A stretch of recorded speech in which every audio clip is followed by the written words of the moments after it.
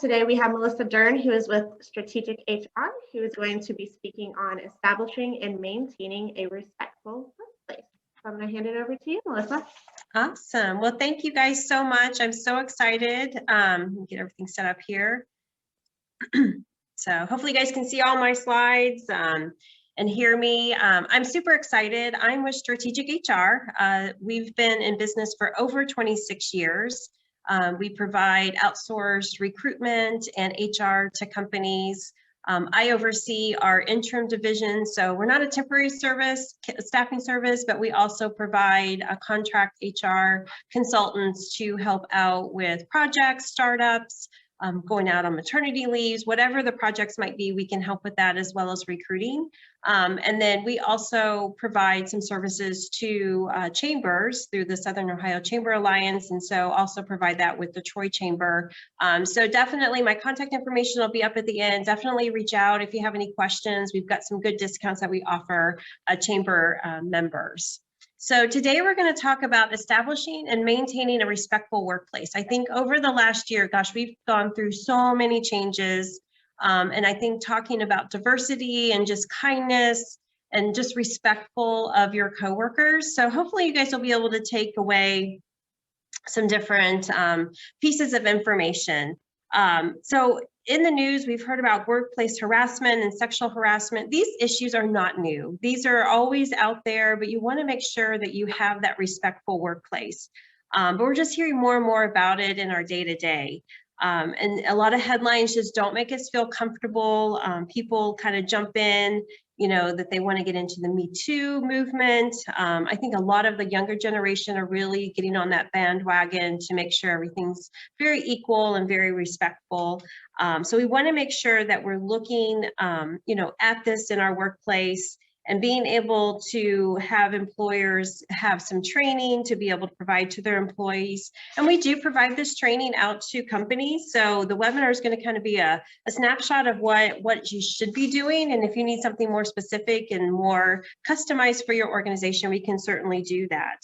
You know, unfortunately, this doesn't always resonate with employees. So, you know, it's got some minimal impact, you know, sometimes of what they're looking at day to day. But the training has evolved. And I think, you know, just the whole question of all of this is evolving as well.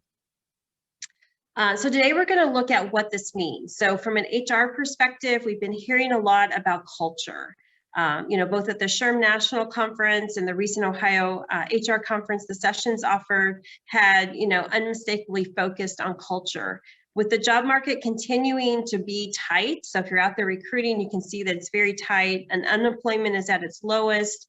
I think as things are starting to change, we're starting to see workers starting to want to get back to work.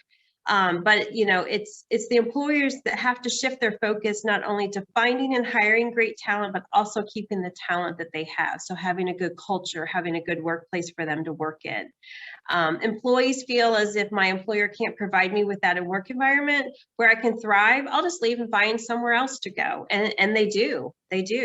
So today we're going to look at culture and maintaining a positive, respectful work environment. And it's a two-step process. So don't get me wrong, there are 2 steps, but there's 2 steps of many steps that can be taken. And these 2 steps are very important to follow.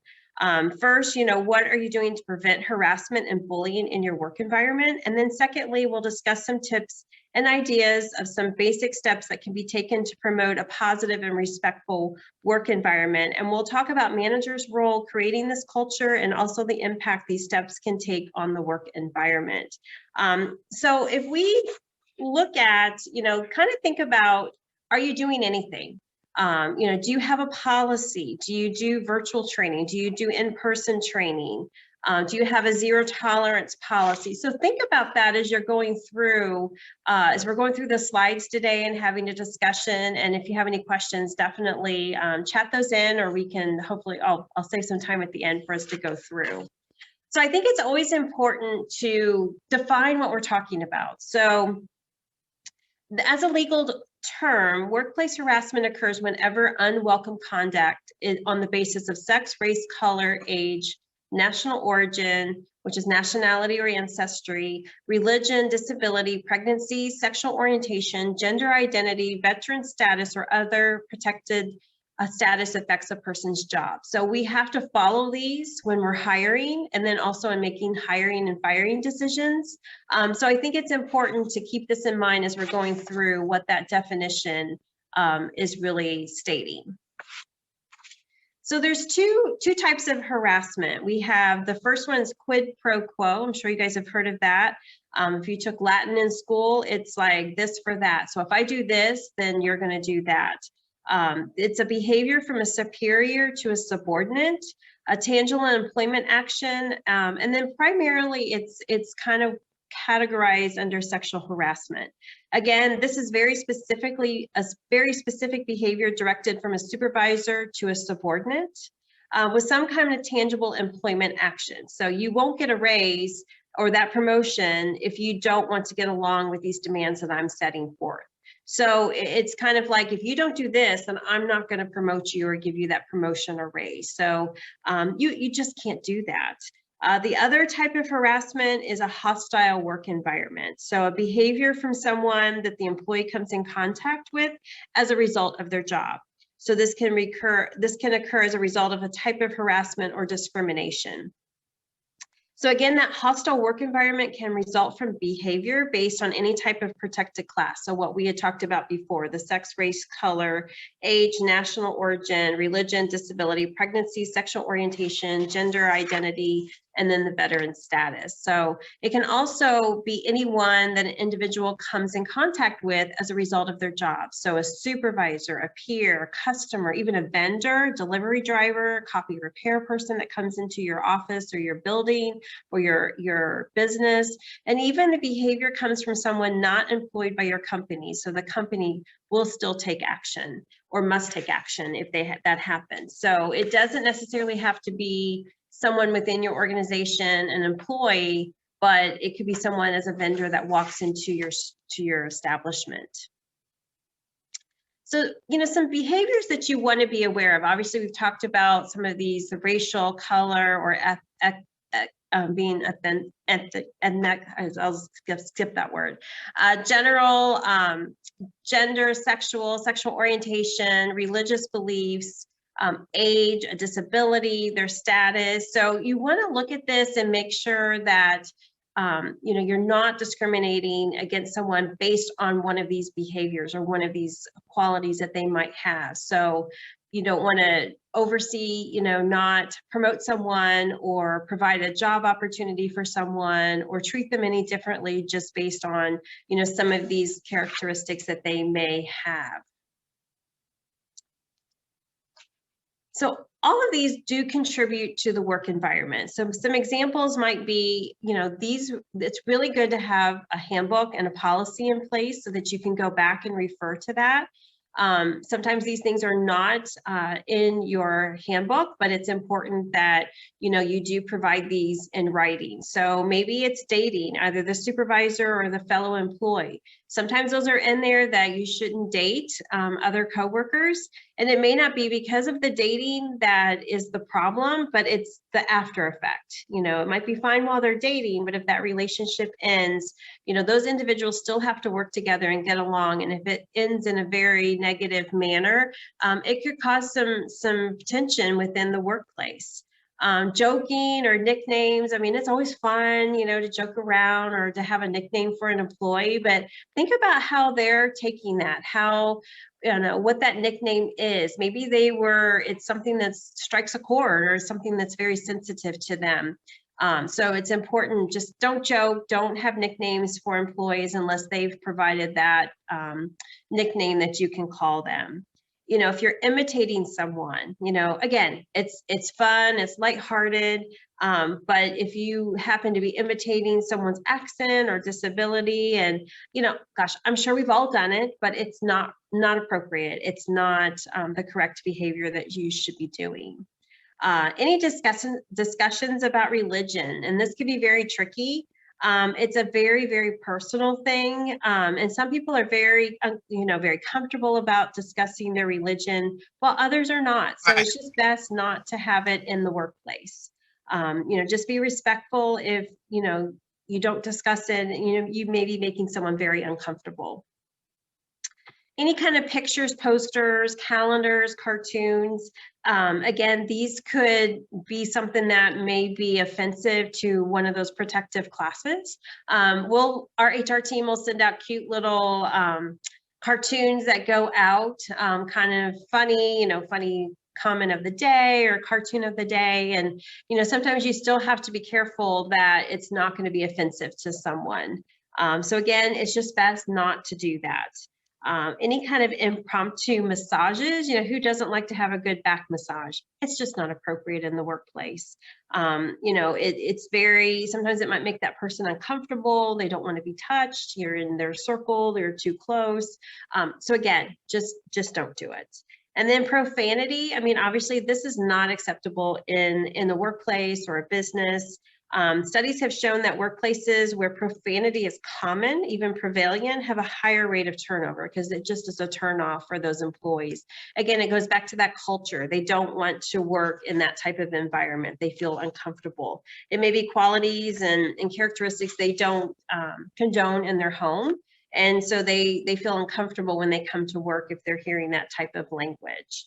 It provides a higher rate of turnover, a lower job satisfaction, and really higher incident rates of complaints. So, the best thing is just don't do it.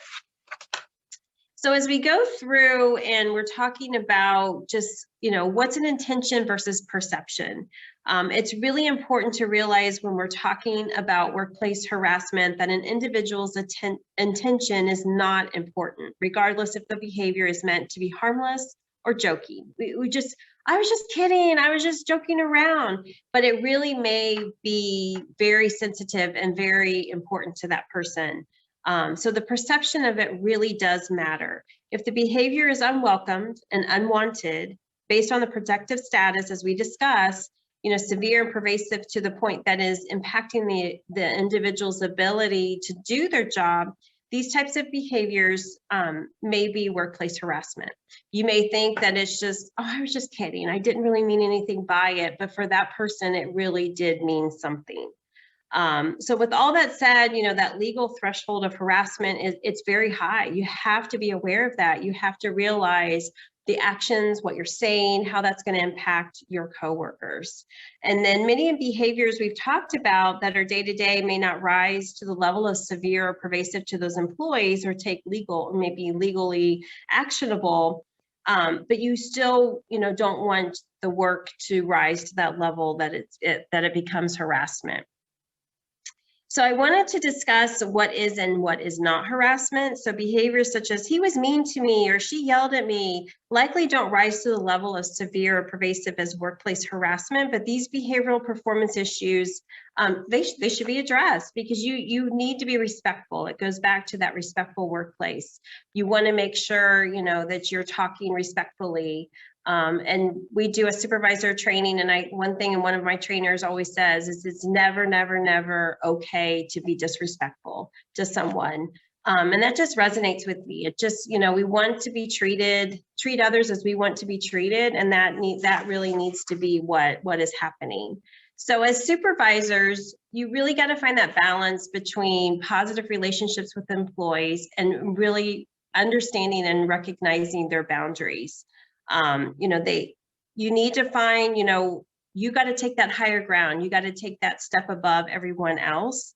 You have to be that follower, that leader, that someone that they're going to mentor. Because if you're down at the level below them and you're just having those conversations and making comments, you have no room to be able to provide any kind of disciplinary action. Even when the employee says, I don't want you to do anything, if they've come to you and they've had complaints about somebody else, it's your obligation to investigate. You always have to know there's two sides to every story and to find out, is there any kind of cause in this entire situation? So even without the employee's cooperation, you still have to go and talk and do your due diligence. But don't promise the employee that you won't say anything because you do have to take care of this and address the issue within the company and certainly follow your company policy. If you have HR or you have a manager, definitely discuss with them of how you would like to be able to handle it. We always kind of joke in our here I am joking, in our supervisor training, as we're talking to new supervisors, you never want to be that headline, because someone could talk to the press or put something out there in the community. You never want to draw that attention back to your company. So just something to think about there. So as we've got harassment, we talk about workplace bullying, and it definitely has an impact on the workplace. Bullying could be where you're just teasing someone, or you're making comments, or maybe you've got that nickname that you're calling them, like, oh my gosh, Sally, you're so lazy. You never want to do anything. You never volunteer. And you know what, that could be very negative, and make a negative feeling for that employee. So some statistics that I found, 4 times more workplace bullying is 4 times more prevalent than illegal harassment. It's just more apparent, it's just, you're having fun, you're just kind of teasing someone, but that could be very much bullying. Or you may come across as more dominant with that person, or just kind of short, or making comments that just are very negative, or you take it the wrong way. That can be bullying. There's a lot of different variances that it can be. 37% of workers have been bullied, which I think is very high. I mean, that's 1/3 of your workforce, just having, someone not be respectful and talk to you in a negative way. 58% of workplaces bullies are women. I think that's very, very astounding as well. I think in workplaces, women are very competitive, and really have to maybe work a little bit harder sometimes. So that makes sense, but that number to me is very high. And then 45% of targets suffer stress-related health problems. You don't know what's going on with that person outside of the workplace. You may, but you don't know what kinds of things they're dealing with. It could be stress. I mean, gosh, with this last year that we've had to deal with, where, we've had to work from home, we've had to shift and change the way our kids go to school, how we shop, how we get out in the public, just being together. There's been a lot of focus on mental health and stress and dealing with things. And you may say one thing that just really is the end of the day and the end of the straw for that person. It may trigger some other emotions. So it definitely, the best way to not have that impact is just not to do it.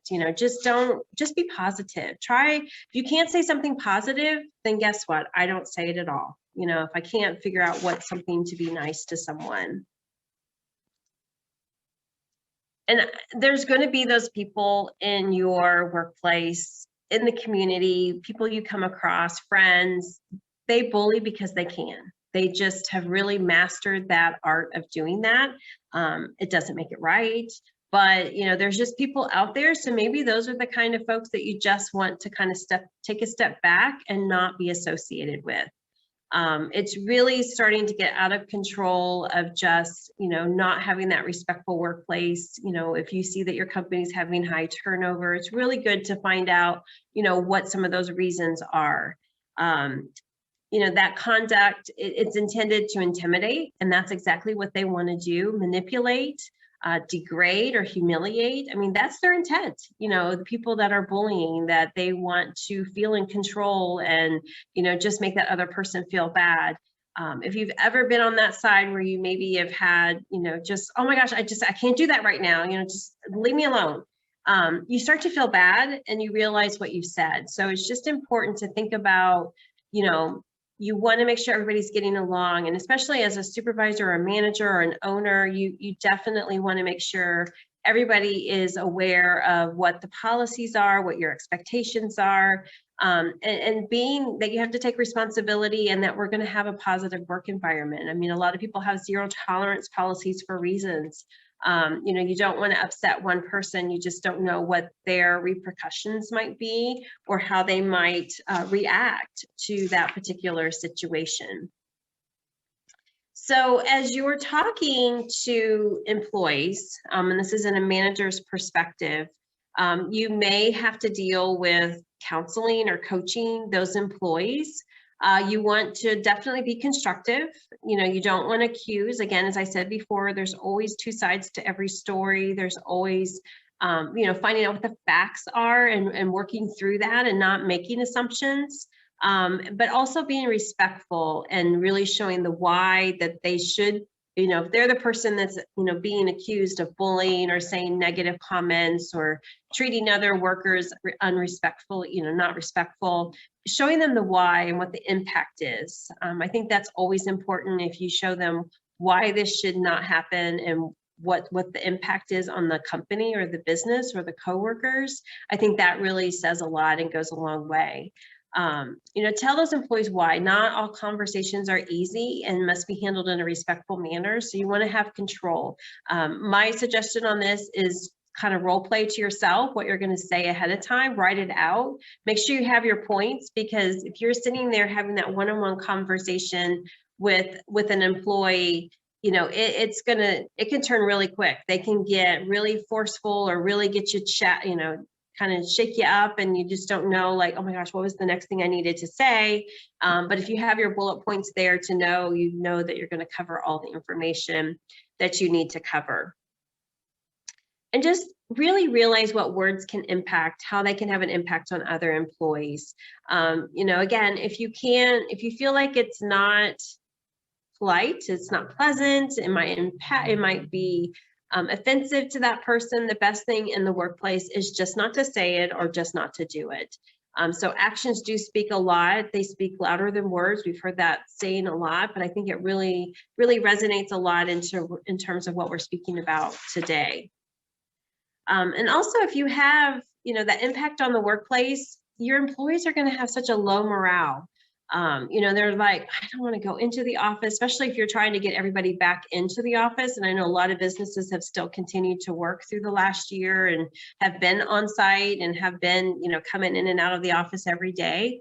But if you're really trying to ramp it back up to get everybody back into the office and work together, and they have this one person that's a bad seed and just always negative and never happy and just always making fun of everything, they're just not going to want to come back. And it really impedes a low morale. Teamwork, no one's going to want them on their team. No one's going to pick them. Nobody wants to work with them because it's just going to be a lot of headaches and stress. And so it's really important that, you really just nip it in the bud. You just stop it right away, have a conversation with that employee. Productivity is going to lessen, people aren't going to want to work with them, or, they're not going to want to ask them for what their update is on their project just because they don't want to talk to them. So it's going to undermine productivity for the whole team.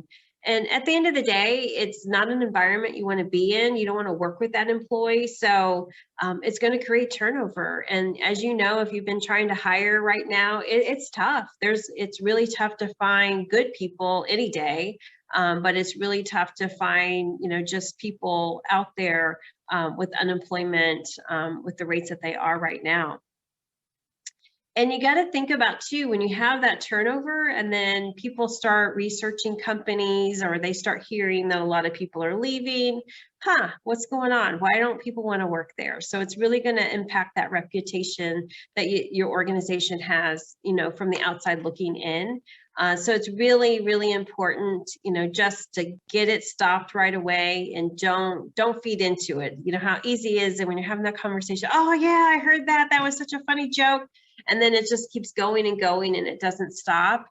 So it's really, really important to just stop it, nip it in the bud. And that way you can just keep moving forward and have, that positive work environment. Some things to remember, we talked about the protected statuses. Is, really the key takeaway here is how harassment and bullying can impact that work environment, and the culture and the perception that your business has in the workplace and in the community. Really regarding those day-to-day behaviors, as we discussed, people don't often realize, what they're doing and what that impact is that they have on the work environment. They may think, oh, they're just the funny guy, the joker, but it really can impact and really have an impact on the business, the bottom line, productivity. And it's like, I can't take working here and having that person just be mean to me every day, or maybe they're not even talking to them. And that could be an impact as well. It's like, what have I done? So just some things, hopefully you guys are thinking about, how your work environment, how your employees get along, so that you can have some of these positive work environments, or just try to create that positive work environment. Think about how your behaviors are affecting others. Do you come in the morning and say good morning to everyone, or do you just walk in the door and go right to your desk, set up your computer and start working? What's that perception? You're not approachable, that you don't want to talk to anyone, you're not friendly, you're in a bad mood, and then they're going to be hesitant to talk to you, and then that may be where some of those conversations get started. It's like, oh my gosh, Melissa came in and she didn't want to talk to anyone, I'd stay away from her today, she's in a mood, even though they haven't even had 2 words with that person to know that I just have a lot going on, and I've got to get on this call that's like a last minute meeting, and there could be some other extenuating circumstances at home, or it's just crazy time, crazy busy time. So it's just always a good thing to come in and just, good morning, or even in the evening when people are leaving, it's like, have a good evening. It's good to have those conversations, to know that you're just a human being. You want to have some positivity and have, some interaction, and, just making sure that you're being positive in that workplace. And as bullying goes along, it can really affect the whole culture of the workplace.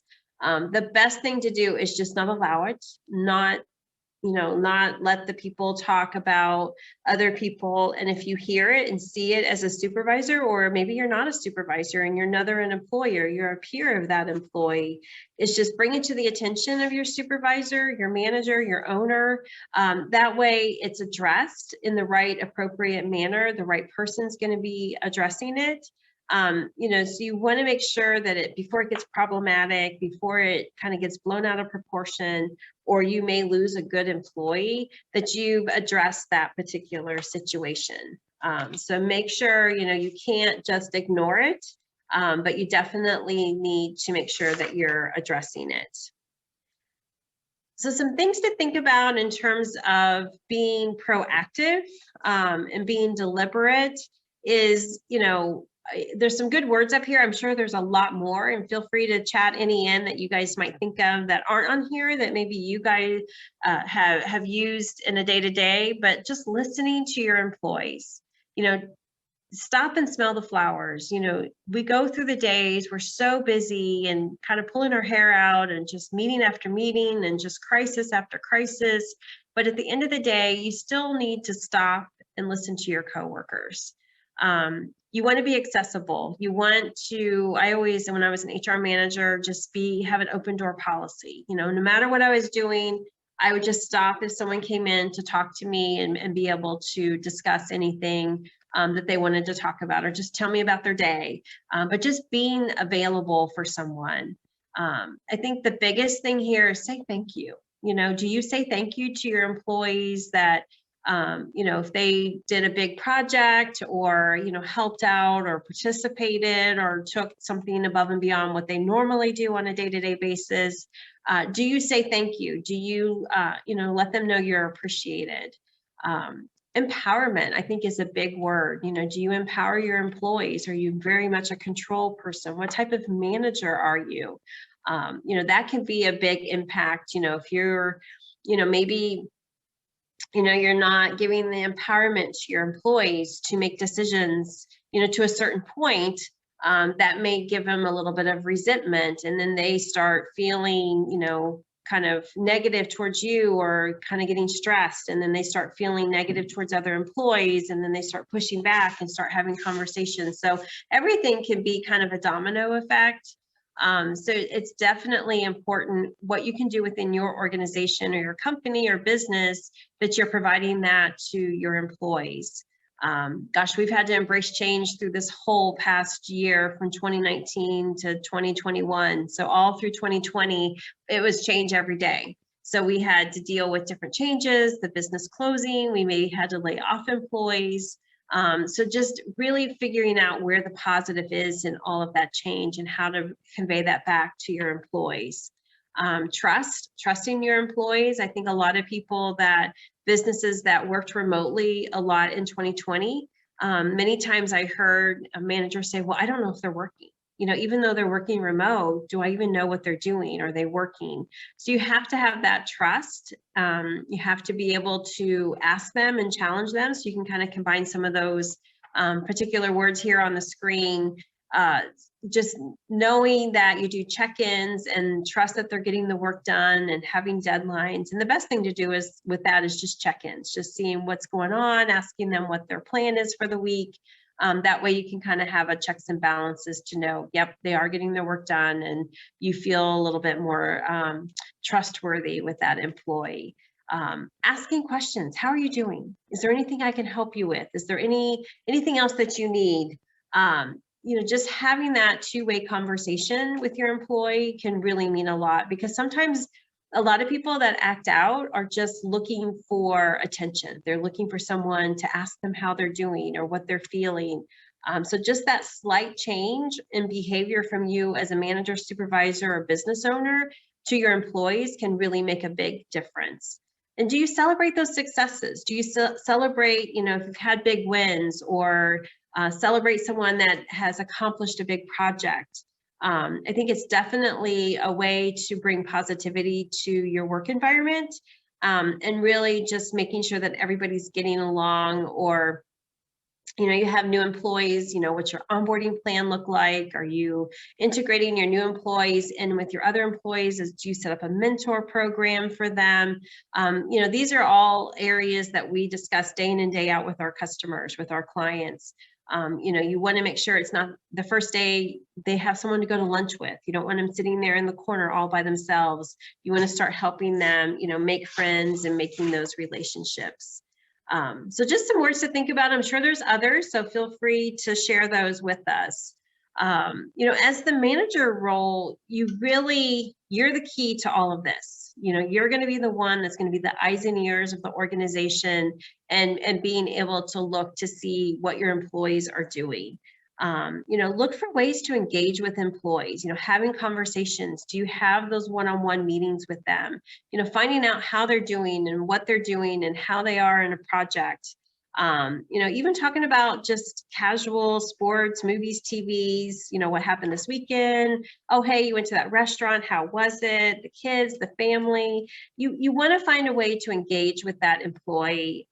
Still keep it on a business level. You know, if they're not comfortable talking about that, that's totally fine. They don't have to, but, you know, just showing an interest in that employee, you know, just getting to know them for who they are and what's important to them, I think can mean and go a lot. You know, managers must realize that their own behaviors set the standard for their team. So we mentioned that a little bit earlier. So if you're a manager who, you know, you don't engage, you don't talk, you've got to be the first one to greet everyone in the morning, or say good morning, or have a good evening, or, you know, good luck on this or that. Or if they're going out to a big, they're in sales and they have a big presentation, you know, wishing them good luck, and then finding out how it went, you know, doing that follow-up. So just not going through the motions, but really being engaged and really being interested in what they're doing. You're that first line of defense. You set the standards, so they're going to follow you. So if you're being mean and you're bullying and you're making, you know, comments or commenting on their outfit or their shoes or whatever it is, then other people are going to start following suit with you. So you're, you know, reflecting your appropriate behavior is going to be showing those actions back to your workforce.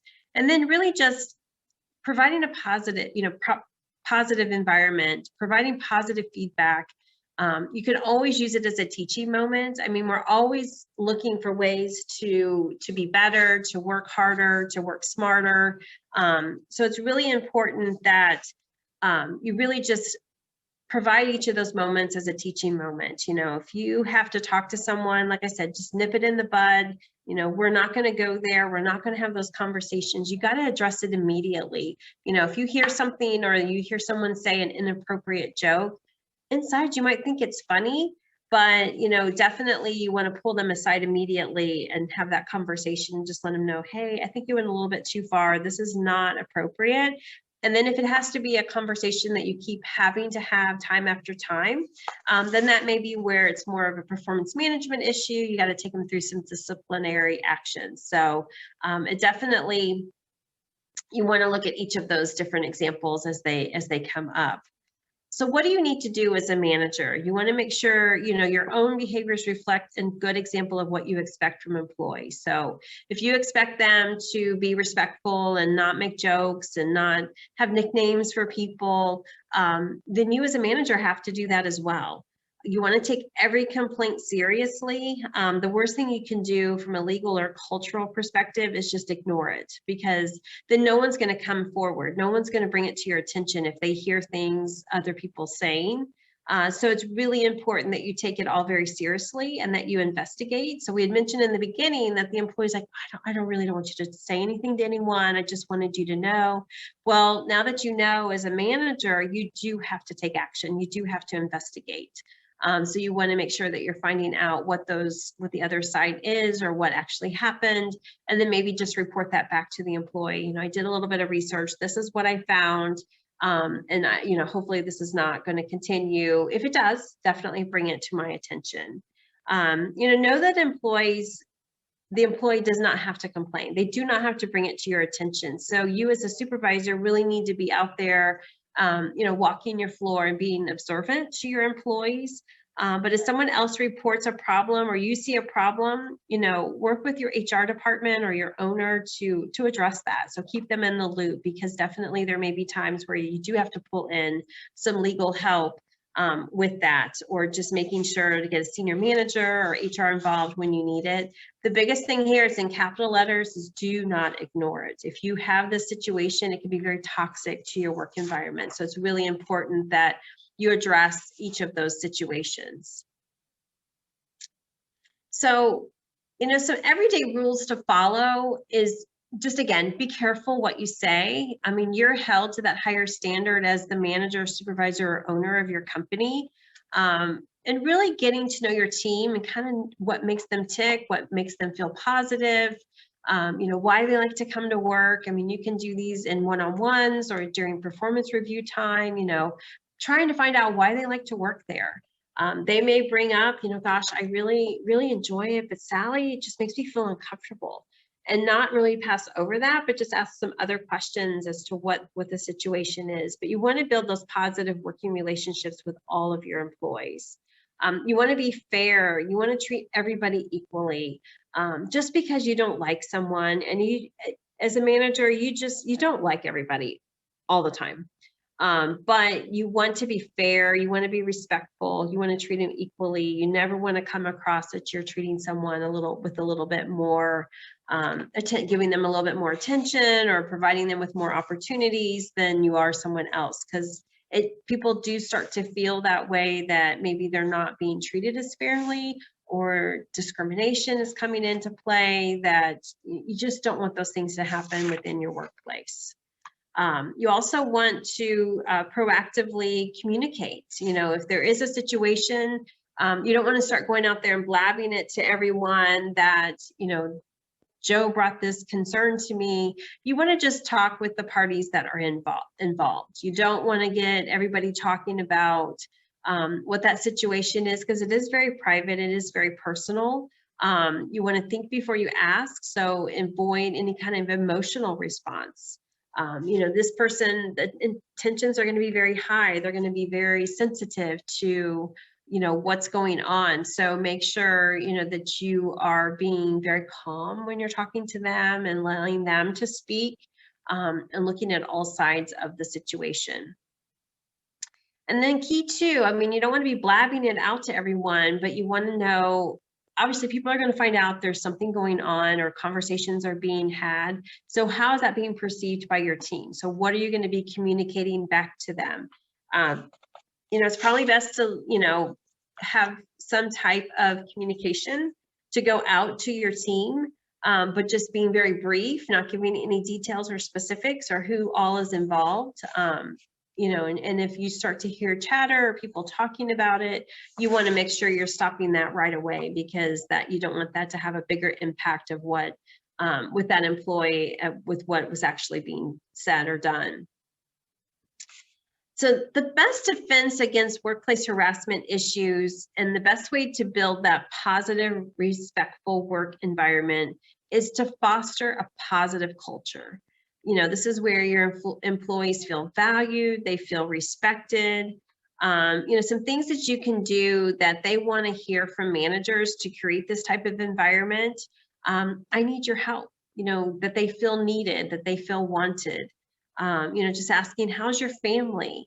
What do you need from me? What can I do to help you get your job done? Or what do you need from me on this project? We said this before, say thank you. If you've asked someone to help or go above and beyond what they normally would do, or stepping outside of their comfort zone or their bounds of their position, is just saying thank you to helping them, that they've helped to contribute to the project. Hey, everyone, listen to what Mike accomplished. So it may be in a staff meeting, it may be in a huddle or a stand up that you give a shout out that some big accomplishment has happened, with that employee. One thing I caution you with is find out how they like to be recognized. I've had employees who do not like recognition in front of a group. That will just shut them down and they'll be embarrassed and then they'll never speak up again. Or, if you do like a gift card, if you do like a Starbucks or a Skyline, make sure they like Skyline and make sure they like coffee, that's some place that they would actually feel that it's an appreciative action. If they're not, they may be like, oh, this is great, but I never go there. So it's not going to really mean a lot for them. Another thing you can ask them is, what would you like to do here? What are some of your goals? What are some of your aspirations that you would like to do or accomplishments you want to accomplish? So always asking and updating what their goals are. Asking their opinion. What do you think? What do you think about this? Or what do you think about this new project that we have coming up? Just getting their opinion, that they feel appreciated and valued. Here's where we stand. There may be a situation where this is what we can do. This is all we can do. Maybe within budgets that we can't do anything. So just understanding, here's where we stand, and just so that they understand and know what the boundaries are for that particular project. It's okay. We all make mistakes. Let's talk about how we fix this. So maybe it was something that just didn't go quite right, or maybe they made a wrong decision, or they missed a deadline, or they, made a mistake through the process. Anything can be fixed, and it's how you handle it. Or if you're like, oh my gosh, Bob just screwed up again, you can't do that. You can't say that, but you know what? We all make mistakes. Let's figure out how we can fix it and move forward, and so it doesn't happen again. And then maybe, the task is in your hand. I'm stepping back, giving them that empowerment that we talked about. So those are just some phrases that you can use. I'm sure there's a lot of others that, may come up that may be, beneficial or positive to use within the workforce. I think the biggest thing is just understanding, how, as you're getting to know your employees, this is a great way as you have a new hire come into the organization. It's just ask them, what they like, what's important to them, so that you can keep, maybe keep a list. Or we have little Post-it notes that we put on the side of the refrigerator that employees put like 5 or 6 things that they like. Maybe it's stores that they like, or restaurants, or want to do a quick thank you, or you could do a Post-it note or a handwritten note and email as a thank you, or hey, get them a $5 Starbucks card, have coffee on me, or just put like a little catchy phrase. So there's a lot of different things that you can do to help, create that positive work environment. You can involve them in projects where they can learn more and show their skills, or maybe it's going to be something that takes them outside of their comfort zone, but they are wanting to learn and grow and expand. So give them those opportunities. You may have to handhold them a little bit more, but don't discount them just because they've never had that particular experience, but maybe they want to learn, and in that way they're going to be more of a valuable employee for you. Do you have what you need to do your job to be successful? Is there anything else I can do to help you? Ask them. Maybe their computer's not working right, or maybe they don't have access to a particular file that they need access to, and they're too afraid to ask you. So, just always asking again and again. And I can't stress strong enough, if you've got direct reports or your employees, that you're talking with them on a regular basis. It doesn't have to be every day. Well, you do need to talk to them every day, but having those one-on-one conversations, maybe it's bi-monthly or monthly, but at least having that time where you could talk to them to get a little bit more information. And then have fun, have theme days or, shout outs. We do birthday posts out on social media. We decorate their cubes. So just have fun. We're at work a lot more sometimes than we're at home if we're in the office. So we want to make sure it's a fun environment that people want to come and work there.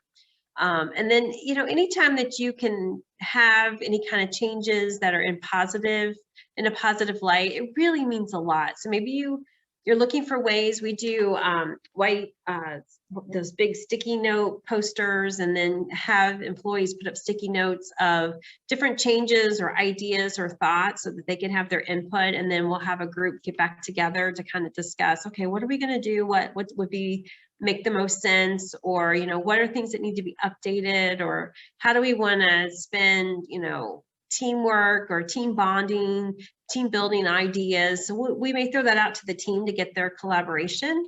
And then, we'll go through and narrow that down to make choices. So again, it's having fun and then really just making some of those small changes. And then really celebrate those successes publicly. We do shout outs in our newsletters each week, thank yous, to employees that are helping to support.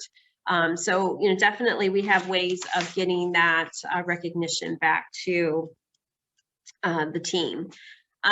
Maybe it's taking the employee to lunch, once a week. As a manager, just having that casual one-on-one. Sometimes that's a little bit less formal than calling them into the office. Sit at someone else's desk and work among your team. You learn a lot. You learn a lot how they work, what they're saying, what they're doing. It's not that you're spying on them, but you're just making them feel like you're part of the team. And then you as a manager can kind of hear what's going on and figure out, if there's anything that needs to be changed or anything that needs to be addressed. Instead of having that going away party, have a welcome party. So we always do a first day lunch. We invite the whole team. If we have a new hire, just really gets everybody together. It really, sets, it's one day you don't have to pack your lunch. But it's a great way for the team to get together and kind of bond and get to know the new hire. Weekly huddles, connecting with employees, finding out what's going on. Again, each business is a little bit different, and maybe it's not something that you can do. I know I worked in retail. We did a huddle every day with our employees and what the goals are, what the sales were, what we expected, any changes that were coming up, any visits. So just kind of a way to get that communication out. And then also, if you do like a weekly newsletter, that's always good to be able to have something in writing that they can refer back to. So as we're wrapping up here, just some ways to avoid discrimination, harassment, and bullying. Really treat your coworkers fairly and respectfully. If you don't do anything else, just really think about what you're saying, what you're doing, and how that affects the other person. Maintaining courtesy and professionalism. We all slip from time to time. We're all human, but at the end of the day, we want to make sure we're being respectful. And before you say it, think of how you would feel if someone said that to you or acted to you or to your son or your daughter or your mother or your father. How would they react? How would they feel? And then if it is happening, make sure you're speaking up. It's very hard. It's not easy for people, but make sure, you speak up and you make it known that this is not, if it makes you feel uncomfortable, then you do need to say something. And then everybody has the responsibility to make it a respectful workplace, a safe environment for everyone to come to work. So it takes everyone. It takes everybody's responsibility to do that. So hopefully you guys were able to look at some different ways, or just really have a very good understanding or a better understanding. Definitely, I'm available if you have any questions. We've got some information articles on our website as well. So I will toss it back over and see, do we have any questions, Shelby?